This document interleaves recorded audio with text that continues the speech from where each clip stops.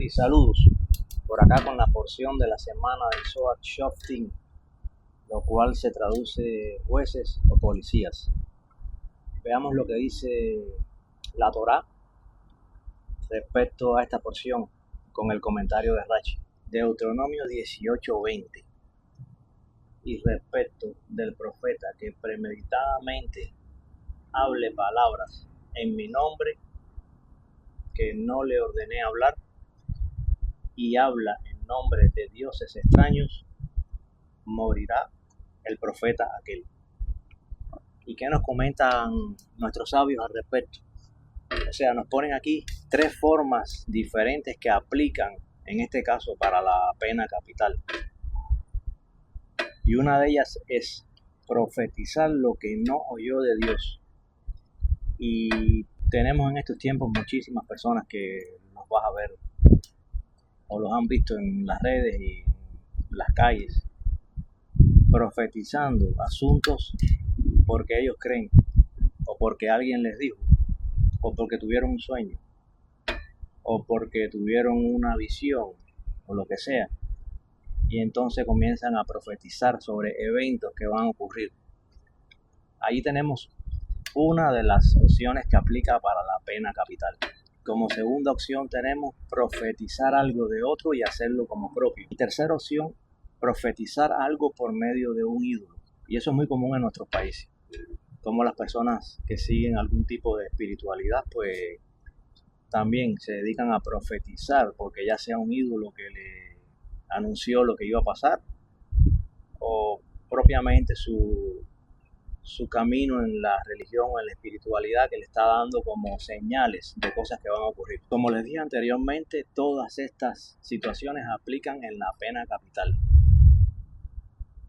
También nuestros sabios nos explican que una que aplica y es la más difícil de detectar, o a la persona más difícil de incluir en estas opciones de pena capital, todo aquel personaje que se dedica a la espiritualidad o que sigue la espiritualidad y que haya tenido algún tipo de profecía en el pasado, la cual quizás se haya cumplido, pero una actual no se cumplió. O sea, ¿qué quiere decir con esto? ¿Qué quiero decir con esto?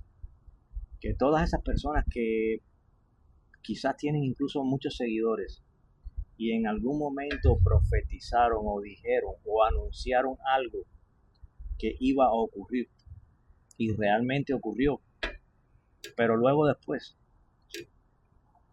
tiempos más tarde, continuó con esa intención de profetizar y de decir cosas que ya puede recibir por sueños o por medio de su camino en la espiritualidad, no sucedieron, pues la pena capital en este sentido aplica también. O sea, se reconoce como un falso profeta todo aquel que haya tenido algún tipo de profecía en el pasado cumplida y que actualmente tenga alguna otra y no se cumpla, se reconoce como un falso profeta.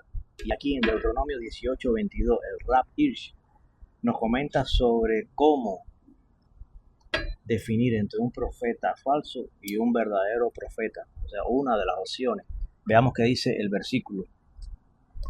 Si hablare el profeta en nombre de Hashem y eso no ocurriere y no llegase a suceder, o sea, él explica que este término o esta redundancia de decir no ocurriere y no llegase a suceder, pues esta redundancia, el Rab Hirsch nos explica que se debe a un evento que pudo haber sido profetizado, pero no se cumplió en su magnitud. O sea, la persona profetizó el evento, pero hubieron ciertas partes en esa profecía las cuales no se cumplieron. Para que tengan una idea de qué riguroso y qué importante es conocer todas estas cosas para la hora de nosotros, cuando veamos a ciertos personajes que se dicen ser profetas, pues tengamos el conocimiento para rápidamente identificar. Interesante. Y en esta porción también nuestros sabios y la Torá nos comenta sobre las ciudades de refugio, las cuales se comenzaron a hacer por el motivo de facilitar de alguna manera las rutas de acceso para todas aquellas personas involucradas en algún acto de esa magnitud, lo cual fuera no premeditado, y luego del suceso pues tuvieran un libre acceso para llegar a esos lugares, o sea, a esas ciudades, para de alguna manera proteger, si se puede decir, a la persona involucrada, la cual podía ser víctima de una venganza por parte de la familia de la víctima, pero si en definitiva era un acto no premeditado, el cual no iba a obtener pena capital, pues para eso se instauraban las ciudades de refugio, para que esa persona pudiera llegar a esos lugares,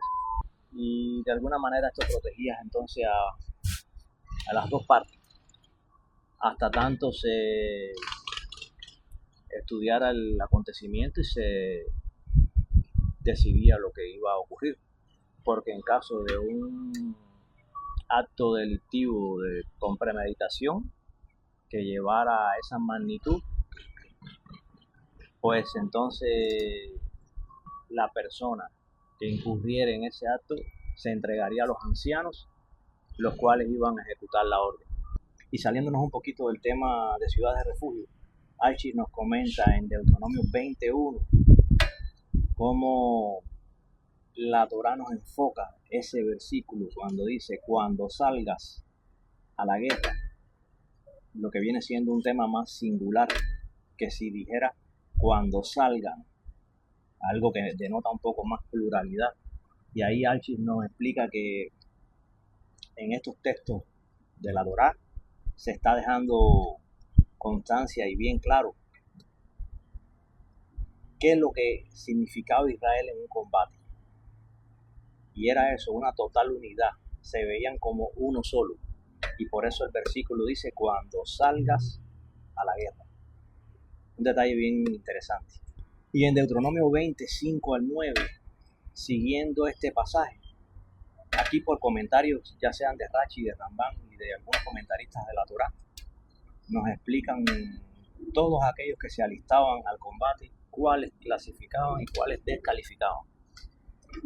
Y entre los que podían no calificar, pues básicamente los que tuvieran algún tipo de propiedad, algún tipo de bien material incluso, o quizás relaciones que dejarían atrás, porque esto, según dice Rachi. Bueno, por acá estoy terminando la transmisión en otro lugar, ya que estaba lloviendo y tuve que cerrar la grabación que le estaba haciendo.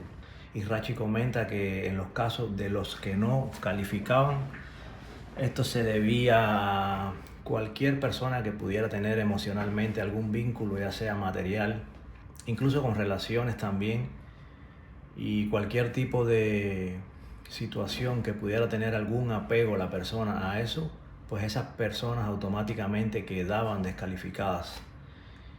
Y porque realmente, según Rachi, esto iba a crear un desenfoque muy grande en la persona, lo cual no lo haría apto para el combate.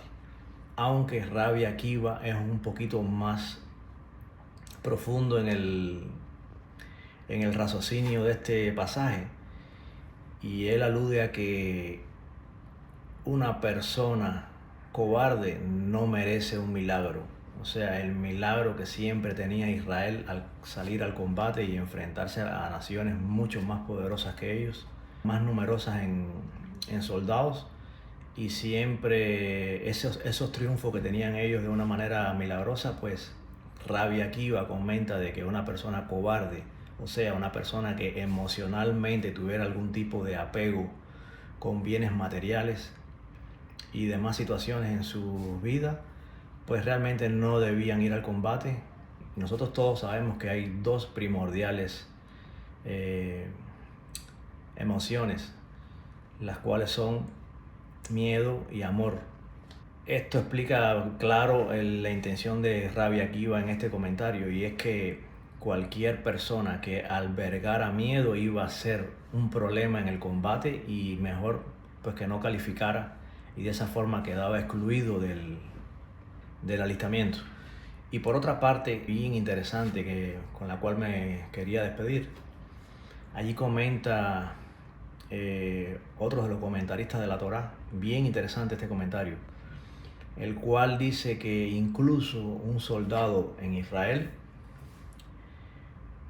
siempre tenía provisión y siempre estaba al tanto del bien en general, o sea, del bien común, aun cuando emocionalmente estaba atravesando situaciones complicadas como un combate, por ejemplo, lo cual ellos no desperdiciaban ni siquiera la semilla de una mostaza. O sea, con esto da un ejemplo de que siempre Israel tiene provisión, las almas de Israel siempre van a tener provisión por el bien común, o sea, el no maltrato a los árboles, no maltrato a los animales, no maltrato incluso a todo lo que le concierne a la comunidad en general, aun cuando están comprometidos en una situación emocional bien complicada. Y con esto me quería despedir porque sabemos que en nuestros países hay situaciones bien complicadas, pero también sabemos que las personas que vivimos o hemos vivido y aún todavía viven, suelen ser a veces muy desconsiderados con su naturaleza, con los animales y con todas las personas en general. Lo cual una vez que pasan incluso a una mejor vida económica, pues parece ser que se olvidan. Y ya sea que tienen el recurso natural del agua y la gastan de una manera innecesaria por el simple comentario de que si yo no tenía antes y ahora tengo y lo pago, pues puedo gastarlo a como yo quiera y no con esa escasez que yo tenía antes. O sea, esos bajos nivel de conciencia de no tener provisión ni no tener la conciencia de que hay otras personas en el mundo que pueden tener una gran carencia, pues yo tengo el agua y yo la gasto así. Abrimos todas las llaves y aunque no se estén usando, pues las llaves abiertas gastando agua. Toda la casa iluminada, llena de luces, cuando hay veces que no pasamos ni siquiera por algunos cuartos, los cuales no necesitan estar encendidos. O sea, ese bajo nivel de conciencia que traemos de nuestros países nos da muy clara idea de realmente por qué nuestros países están de la manera que están. Porque si una vez que mejoramos nuestro nivel de vida económico y pasamos a un lugar mejor, ¿por qué ese mal gasto y esa falta de consideración con todo? Porque debemos tener presente que todos esos recursos, ninguno nos pertenece, aunque los paguemos. Todo le pertenece al Creador, bendito sea Él. Y pues nada, bendición y salud y bendiciones para todas las naciones.